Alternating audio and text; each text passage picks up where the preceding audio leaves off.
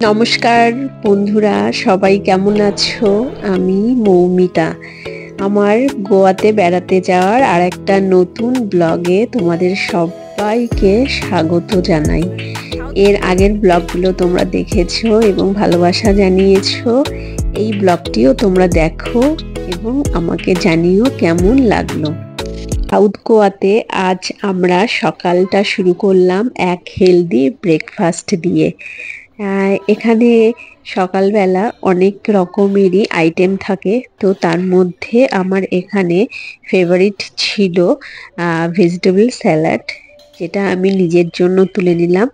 এখানে আমরা 3 দিন আছি, তো আজ এখান থেকে চলে যাব নর্থ গোয়া, তারপর আবার আজ ছিল আমাদের সাউথ গোয়াতে তৃতীয় দিন। তো সাউথ গোয়া ছেড়ে আমরা বেরিয়ে পড়েছি নর্থ গোয়ার উদ্দেশ্যে। এই দেখো যে ব্রিজটার উপর দিয়ে যাচ্ছি, এটা গোয়ার রাজধানী পাঞ্জিমের ব্রিজটা তৈরি করা হয়েছে। ব্রিজটার নাম অটল সেতু ব্রিজ।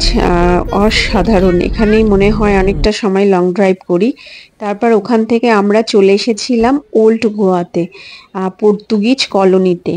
পর্তুগিজ কলোনি নামটা শুনে বুঝতেই পারছো যে এখানে পর্তুগিজদের বাসস্থান।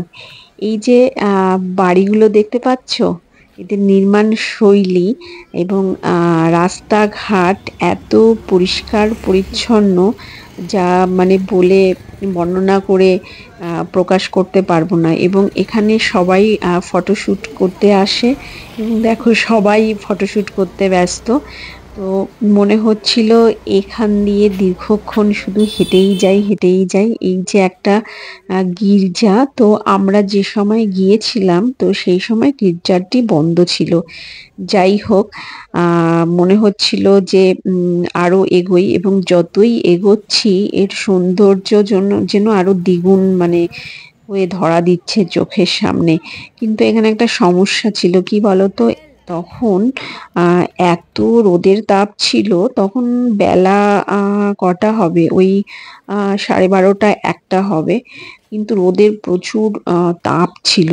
মানে গোয়ার এমন একটা ওয়েদার যে যদি তুমি ছায়াতে বা বিচে বসে থাকো তাহলে তুমি গরমটা একদমই অনুভব করতে পারবে না। কিন্তু যদি বাইরে বেরোনো হয় তাহলে কিন্তু রোদের তাপটা এই সময়টা, বিশেষ করে দুপুরবেলাটা, সাংঘাতিক। তো এই দেখো এরা ছায়াতে দাঁড়িয়ে আছে, তো আমি আর বেশিক্ষণ এগোলাম না।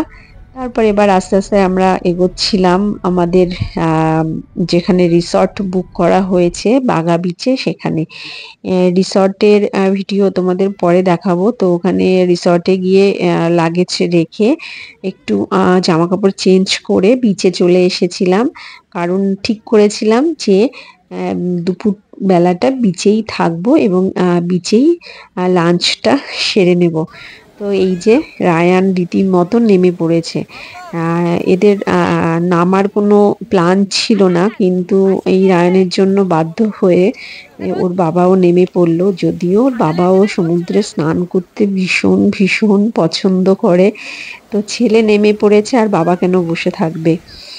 যাই হোক, তারপর যেহেতু ওরা স্নান করে ফেলেছে, তো ওদের চেঞ্জ করার জন্য আর একবার ফ্রেশ হওয়ার জন্য ঘরে যাওয়ার দরকার ছিল।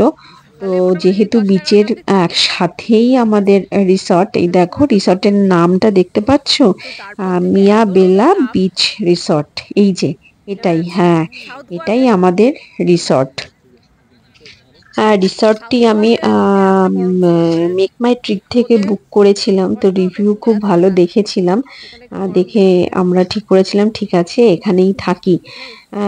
একদিনের জন্য প্রথমে নিয়েছিলাম, ভেবেছিলাম যদি ভালো হয় তাহলে থাকবো, আর যদি সেরকম মনে না হয় তাহলে আবার অন্য জায়গায় চলে যাব। কিন্তু এসে খুব ভালো লেগে গেল, তো ঠিক করলাম যে না এখানেই থেকে যাব। দেখো কি সুন্দর সবুজ গালিচা দিয়ে চারিদিকটা ঢাকা, এবং বসার জায়গা আছে সুন্দর, শুয়ে থাকারও জায়গা আছে, এবং সব থেকে বড় কথা এত মেনটেনেন্স করে এরা যে চারিদিকে শুধু ছবির মতো সুন্দর আর সুন্দর। তারপর আমরা আস্তে আস্তে ঘরের দিকে এগোলাম। এই যে সামনেটা, এখানে সকালবেলা ব্রেকফাস্ট দেওয়া হয়, মানে ব্রেকফাস্ট করানো হয় এখানে। এই যে আমরা ঘরে বিছানার চলে এই এসেছি, অবস্থায় পড়ে দেখো গেছি যাওয়ার ঘরটা সময়। একদম অগোছালো, বেড়াতে আসলে যেটা হয় আর কি।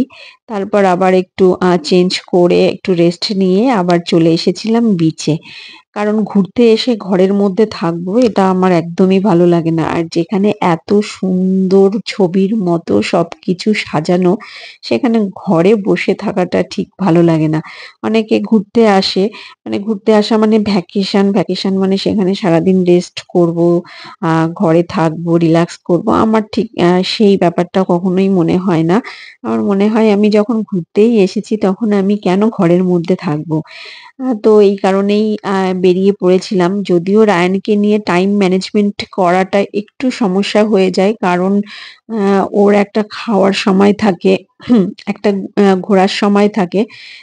তো সেই সময়টুকুতে ওকে ওর মতো করে রেস্ট করানোটা প্রয়োজন হয়ে পড়ে। না হলে বাচ্চার শরীর খারাপ হয়ে যাবে। যাই হোক, এই দেখো এখানে সমস্ত বার এবং ক্যাফে তারা আলাদা আলাদা ভাবে সব বসার ব্যবস্থা করেছে। এখানে কিন্তু সব আলাদা আলাদা, সবার বসার জায়গা আলাদা। এখানে সমস্যা একটা, এত লাউডলি মিউজিক চলে না, যে প্রথমে তো আমার ভীষণ ভীষণ অসুবিধা হচ্ছিল এবং রায়ানের কথা ভাবছিলাম যে বাচ্চা ওরও সমস্যা না হয়ে যায়, কিন্তু ওই যেটা হয় আস্তে আস্তে ঠিক খাপ খেয়ে যায় তেমনটাই। দেখো সবার কিন্তু বসার ব্যবস্থা আলাদা এবং সবার গেট আপটাও আলাদা, রং বেরঙের সব সাজিয়ে রেখেছে। তো এই যে রায়ান বালি নিয়ে খেলতে ভীষণ পছন্দ করে। ঘুরতে এসে ওরই মজা। আর ওর খেলার সাথী বাবা। বাবাকে সেই সময়টা ও পায় সবসময়ের জন্য। এটা ওর কাছে একটা বড় অ্যাচিভমেন্ট। তো আমরা এখানে ঠিক করলাম যে বাগা বিচেই আজকে ডিনারটা সারবো। তো সেই মতো আমরা এখানে একটা ক্যাফেতে বসেছিলাম। মানে ক্যাফে মানে তাদের যে বসার যে জায়গাটা, সেই জায়গাটা। তো তারপর ঠিক করলাম যে কি খাওয়া যায়, কারণ এখানে এত খাওয়ার মেনু আছে, কি করব ঠিক করে ওঠাটাই মুশকিল হয়ে যায়। তো আমি ওই বিরিয়ানি দিয়েই শুরু করি সব জায়গা, কারণ আমার বিরিয়ানিটা যেহেতু পছন্দ এবং বিশেষ করে এখানকার বিরিয়ানি, এই বিচের বিরিয়ানি বিশেষ করে এত সুস্বাদু হয়, এত সুস্বাদু হয়। আমি অনেক জায়গায় বিরিয়ানি খেয়েছি, কিন্তু আমার এই গোয়ার বিরিয়ানি ভীষণ ভীষণ ফেভারিট। আমি তো লাস্টের দিন ভেবেছিলাম এখান থেকে বিরিয়ানি খাবো, কিন্তু আমার কোনো কারণে আর হয়ে ওঠেনি।